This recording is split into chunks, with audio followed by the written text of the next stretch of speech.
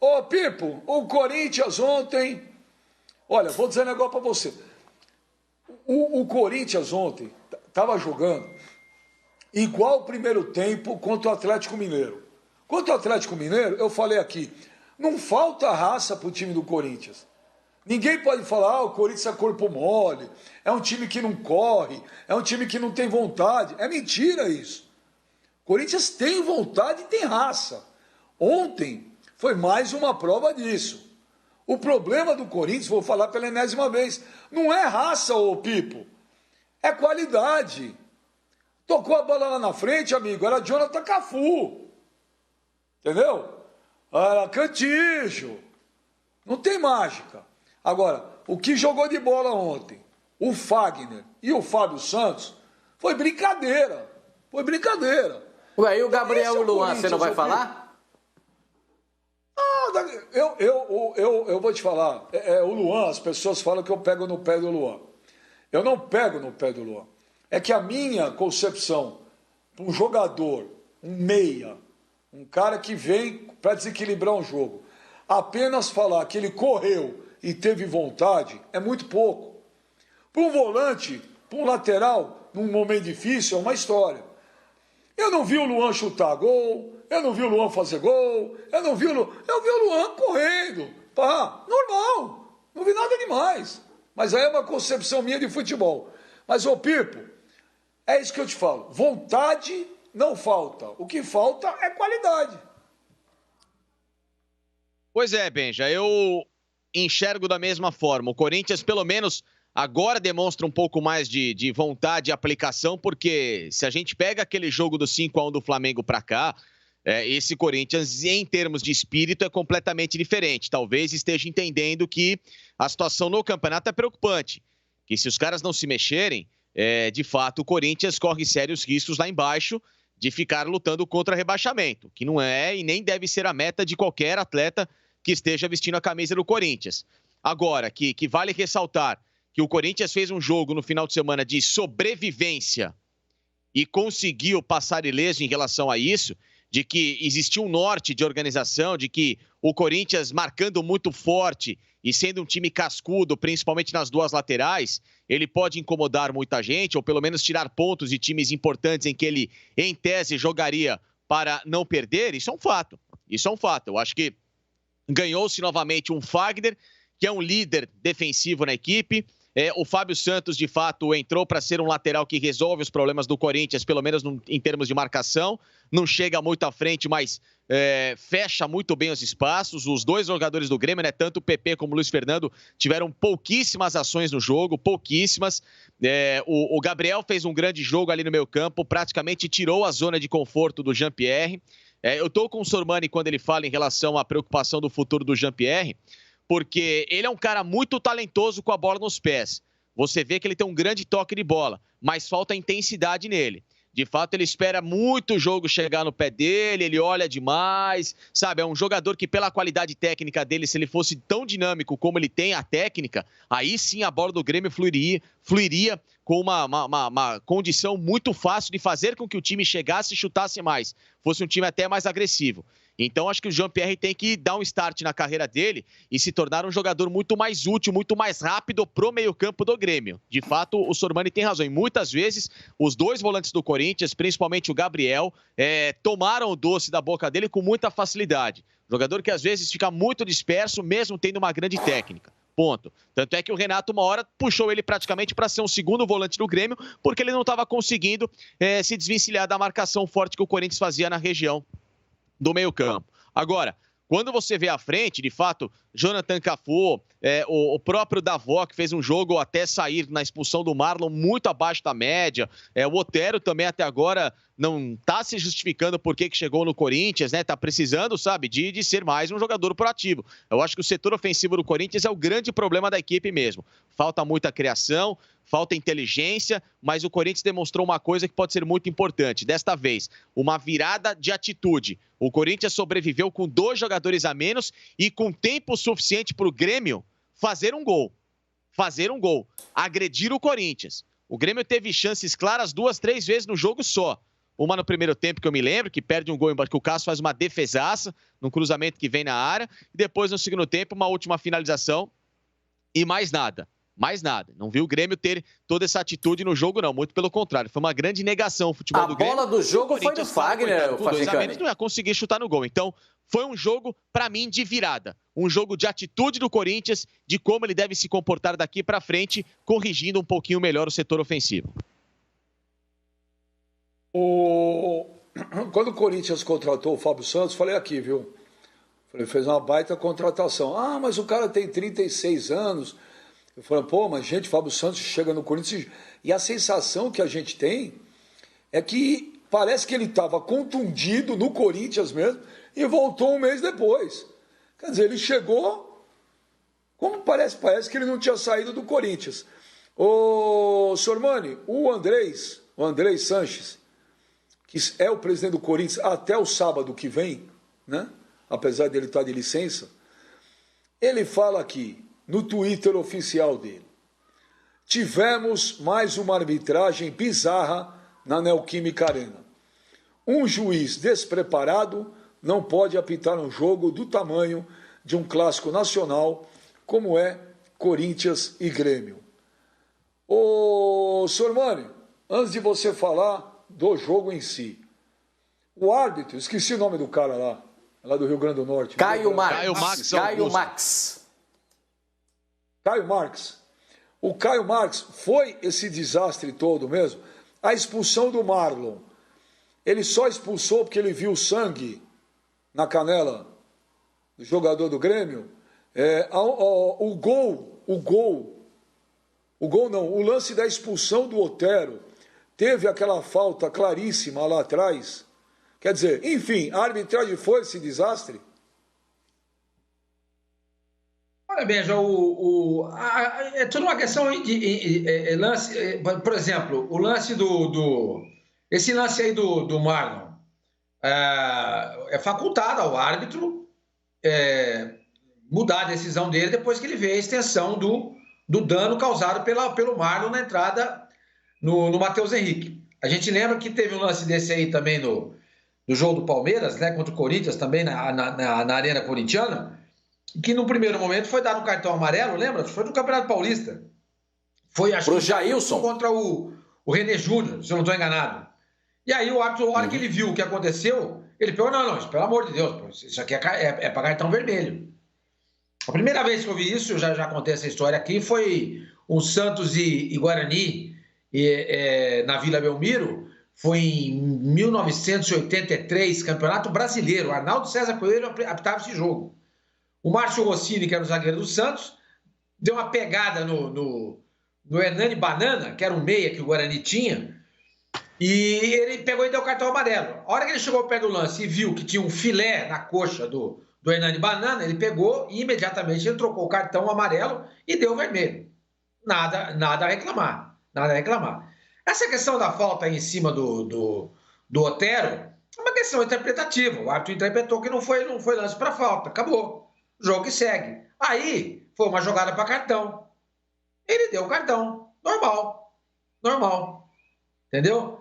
Então eu não vi nada de errado nisso tudo aí. A única questão que eu acho que procede do Corinthians em reclamação com a arbitragem é o Darlan poderia ter tomado o segundo cartão amarelo depois que ele fez uma falta, acho que foi no Otero mesmo. Ele já tinha o cartão amarelo. Isso com 20 minutos de jogo. Ele poderia ali, naquele momento, ter recebido o segundo amarelo e, consequentemente, o vermelho. Essa reclamação procede. As outras reclamações, para mim, não procedem. Não procede. O árbitro está olhando o lance aí. Ele interpretou que não foi falta. Ponto. Acabou. A falta é absolutamente interpretativa. Mas o que mais me chamou a atenção aí nesse lance aí foi o rapaz que estava lá na emissora de televisão, ficou procurando alguma coisa para justificar aí, né? Deve ser algum corintiano, né?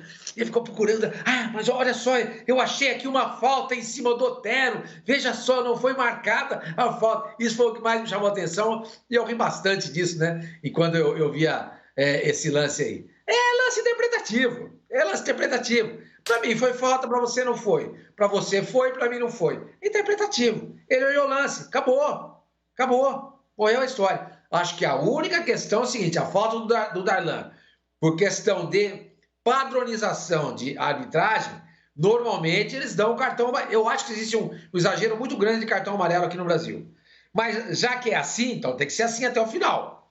E tem que valer para todo mundo. Aquele lance do Darlan, eu daria o segundo cartão amarelo para ele e, consequentemente, o vermelho. Para mim, é a única reclamação do Corinthians que procede. E ali, naquele momento, se acontecesse o cartão amarelo e o vermelho, o Corinthians ficaria com um jogador a mais. O cenário do jogo mudaria completamente. Agora, essa falta é para vermelho. A falta do Otero é para amarelo, já tinha um amarelo, vermelho também. De resto, a se destacar foi o coração dos jogadores do Corinthians. O Corinthians quase ganhou o jogo, gente. Quase ganhou o jogo, com 9 jogadores em campo.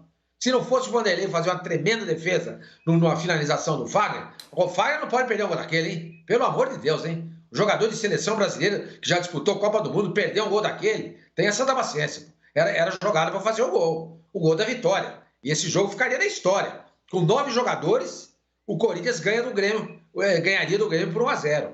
Aquele foi o lance do jogo. Aquele foi o grande lance do jogo. Não se pode perder. Por mais que o Vanderlei tenha feito uma grande defesa, não se perde um gol daquele.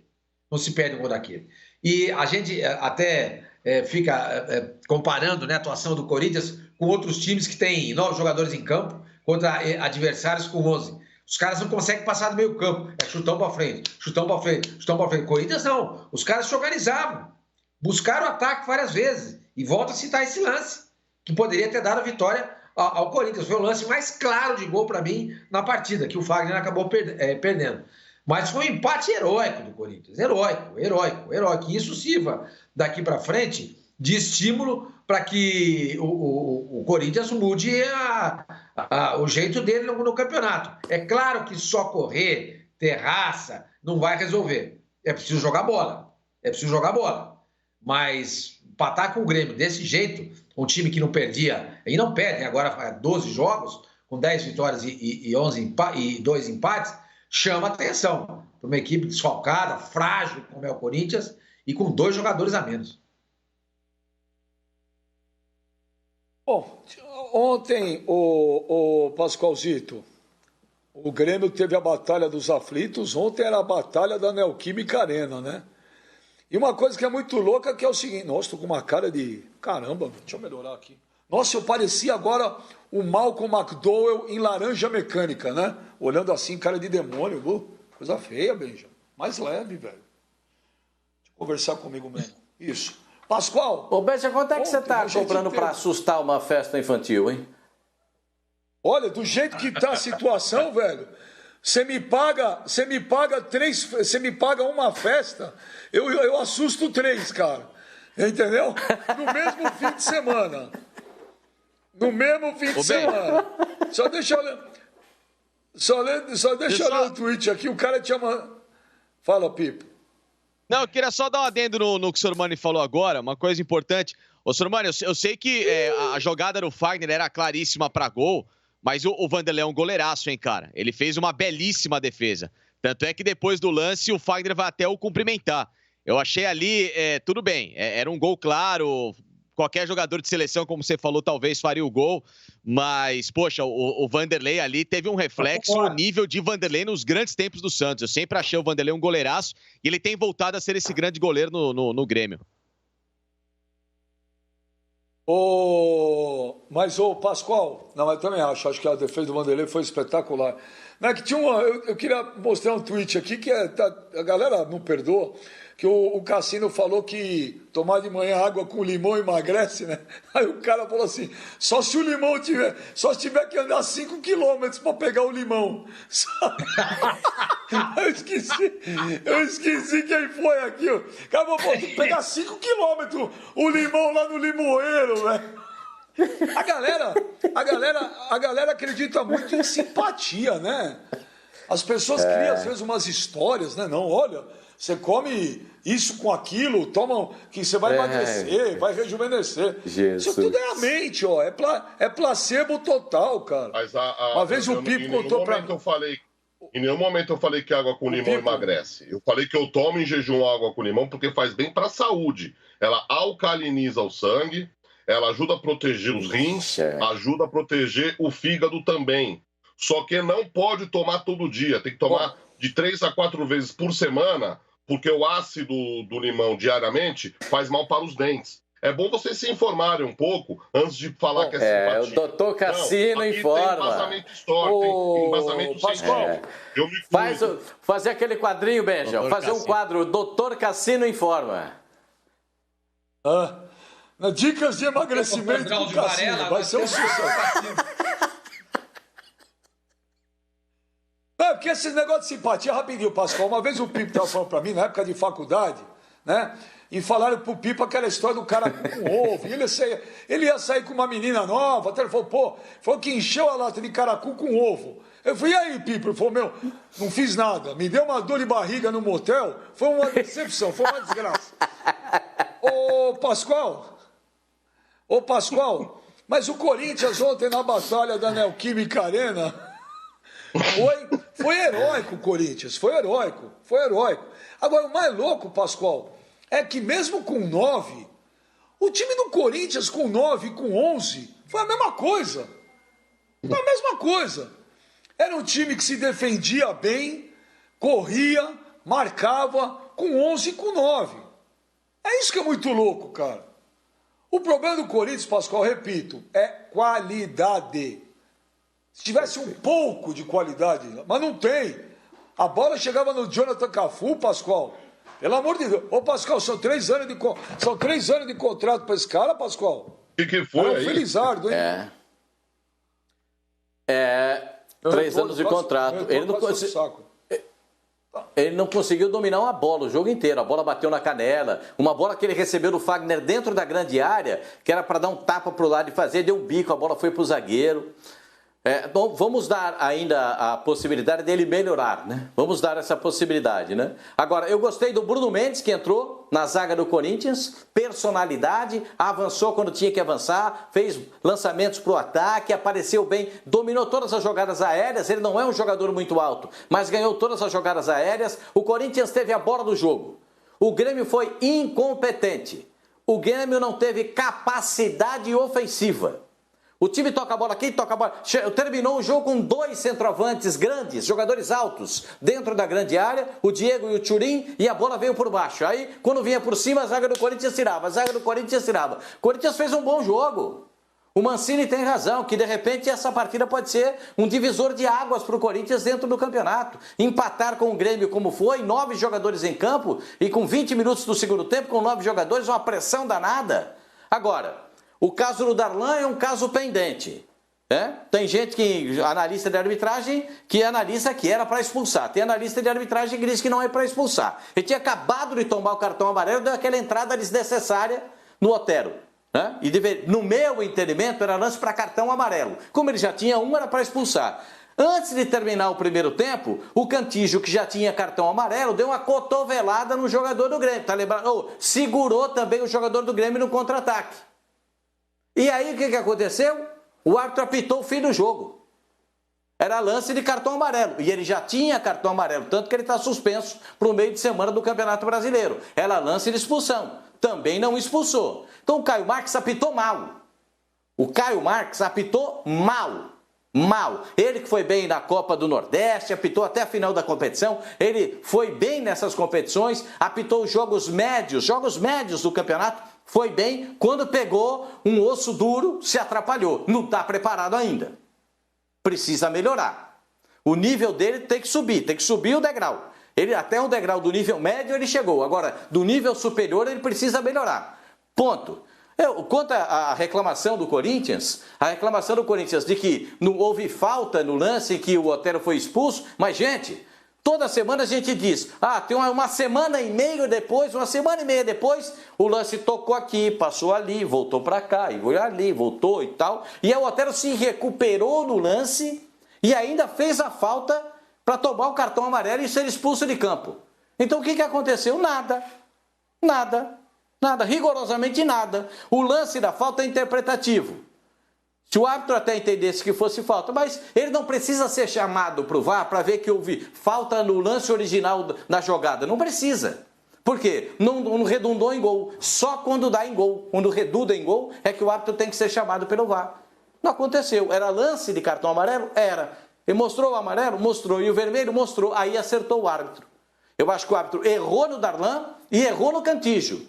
Nesses 2 lances ele errou. E que o Corinthians foi melhor do que o Grêmio? O Corinthians foi melhor que o Grêmio 11 contra 11. 11 contra 11, o Corinthians foi melhor. O que aconteceu 11 contra 9? O Corinthians ficou fechadinho, esperou o adversário, marcou e quando tinha bola saía para o contra-ataque. O Luan muitas vezes puxou o contra-ataque, né? Puxou o contra-ataque, o Fagner saindo da direita, vindo pelo meio. Para mim o Corinthians fez um bom jogo. Fez um bom jogo. Eu acho que isso pode significar para o Corinthians uma redenção no campeonato, uma recuperação no campeonato, por que não? Mas precisa ter qualidade. Não adianta só ter vontade. Aí o Ben já tem razão. Não precisa só ter vontade. É bom ter vontade, é legal, é importante demais, ainda mais para o Corinthians. Mas tem que ter qualidade na hora da finalização, na hora de chegar perto da área, escolher o melhor passe, dar um passe com melhores condições. Isso precisa acontecer. E para finalizar, se tivesse que sair no vencedor, a bola do jogo foi do Corinthians. O goleiro do Corinthians não fez nenhuma defesa impossível. Quem fez defesa impossível foi o goleiro, que é muito bom, do time do Grêmio. Aí é uma coisa diferente. O Corinthians teve a bola do jogo e eles... Oi, desculpa, eu não escutei. Como é que chama o goleiro do Grêmio? Vanderlei, vocês já falaram aí. O goleiro do Grêmio, o Vanderlei, ele fez uma defesa importantíssima. Sensacional. Sensacional. Foi realmente o destaque do jogo. O Corinthians teve a bola do jogo. Não fez o gol. O Grêmio jogou mal pra caramba. Não entendo por que fica o Jean-Pierre jogando de segundo volante. Não entendo por que o Jean-Pierre com 2 volantes joga de terceiro volante. O Jean-Pierre tem que jogar perto da área para dar o passe, para ele finalizar. É a bola dele, é isso que ele sabe fazer. Não entendi o Renato ontem, trazendo o Jean-Pierre para trás. Por quê? Ah, porque eu ia perder o número de jogadores de marcação no meio-campo. Hã? O Facincani explicou. Ali onde ele joga, se não tiver velocidade, e o volante for um volante de marcação pegador, o jogo fica muito difícil para ele. O cara tem que se movimentar. Ele é um jogador lento. Ele é lento. Ele é muito talentoso. Muito talentoso. Dificilmente o Jean-Pierre perde uma bola. Ele dá um passe errado. Dificilmente isso acontece. Mas ele é muito lento. Ele facilita a marcação. E o jogo aqui no Brasil, para ele, até que vai. Na Europa, desse jeito, ele não joga. Ele não chega a pegar na bola nessa posição. O Facincani estava explicando, é aquilo que a gente estava falando aqui. Ele é muito talentoso, muito, muito, acho mesmo. Ele tem uma virada de jogo, uma quebrada de jogo espetacular. Ele dificilmente, volto a dizer, ele erra um passe. Mas você precisa dar dinâmica ao jogo. E você tem que dificultar para o adversário. Agora, se o adversário tiver compactado e for um time que pega, ele vai ter muita dificuldade para jogar. Muita dificuldade para jogar. Ele cadencia demais o jogo. Ele parece jogador da década de 1970. Lembra do Ademir da Guia? O Ademir da Guia era assim, igualzinho. Era um jogador que cadenciava o jogo, deixava o jogo mais lento, não é? Mas era um futebol na época que permitia isso. E a categoria do Ademir da Guia era assim também, igual do Jean-Pierre. Dificilmente errava um passe, fazia passes em profundidade. Mas o jogo naquela época permitia isso. Hoje não permite mais. Como é que é, Ô, Sormani, você vê esse lance agora? O Grêmio chegou pela linha de fundo. Faz a jogada, o PP se apresenta para fazer a finalização. O Jean-Pierre não está dentro da área. O camisa 10 tem que estar dentro da área. Ele tem que pisar mais na área. Tem que chegar mais à frente. O que você está explicando, eu estava em alguns momentos até relutante isso. Falei, mas não é possível, cara. O cara é bom jogador e depois comecei a prestar um pouco mais de atenção nele. É verdade. No jogo no final de semana ficou evidenciado isso. Ele tem que ter mais movimentação, tem que chegar mais à frente, tem que se apresentar para ser um cara para encostar no Diego Souza e para procurar uma tabela, para procurar o PP pelo lado. Ele fica muito nessa zona intermediária e com passada lenta. Ele tem que ser um cara mais rápido, chegar à frente, vai buscar o jogo, toque e sai, vai buscar, se apresenta para finalizar, busca uma jogada pela ponta. Sabe, o camisa 10 hoje, esse cara que organiza o jogo, não é só o cara que organiza o jogo por dentro, afunilado ali em relação aos volantes. É o cara que abre, que clareia o jogo em todas as faixas do campo. seja pela esquerda, seja pela direita. Hoje é uma grande responsabilidade o meia jogar como o grande referencial de um time. Ele precisa ser um cara que trabalhe em várias posições ao mesmo tempo, em que ele não pare o jogo todo. Se ele tiver um problema físico, se ele for um cara mais lento, mais cadenciado, ele não joga. Esquece. É só você pegar por exemplo, um cara que faz essa articulação com perfeição para mim é o Thomas Miller. O Thomas Miller do Bayern, ele joga de 9, ele joga de 10, ele abre o jogo pela ponta, ele vai buscar o jogo no começo do jogo como camisa 8, ele participa em várias partes do campo. Claro, não estou comparando o Thomas Miller com o Jean-Pierre, não é isso, pelo amor de Deus. Talvez o Jean-Pierre não seja nunca nenhuma perna do Thomas Miller, mas eu estou dizendo que é a função. O que o cara tem que fazer hoje numa equipe para se apresentar e ser um jogador dinâmico? Ó, chame em mim que eu vou resolver o jogo. Não é só o cara ser técnico, ter um toque bonito na bola. Ele é um cara elegante, você vê que ele joga de cabeça erguida, é muito bonito ver ele jogar. Mas ele tem que ser rápido. Rápido, acelera o jogo. Ontem, o que o Grêmio precisava? Rapidez. Por quê? Porque o Corinthians estava travado com 2 a menos. Estava fechado na linha. Tem que ter um jogador que quebra essa linha. Com o quê? Com velocidade, com passe. Você abrir o time do Corinthians. Você fazer com que a defesa do Corinthians dançasse em relação ao movimento da bola do Grêmio. E isso não foi feito. Por quê? Porque o time tem 2 a menos, você vai abrir, você vai clarear esse jogo, você vai abrir esse espaço e o Grêmio vai conseguir finalizar. E não foi o que aconteceu. Por quê? Porque o principal jogador de articulação do Grêmio estava jogando lá atrás, lento, sem querer abrir o jogo e preso na linha de segundo volante.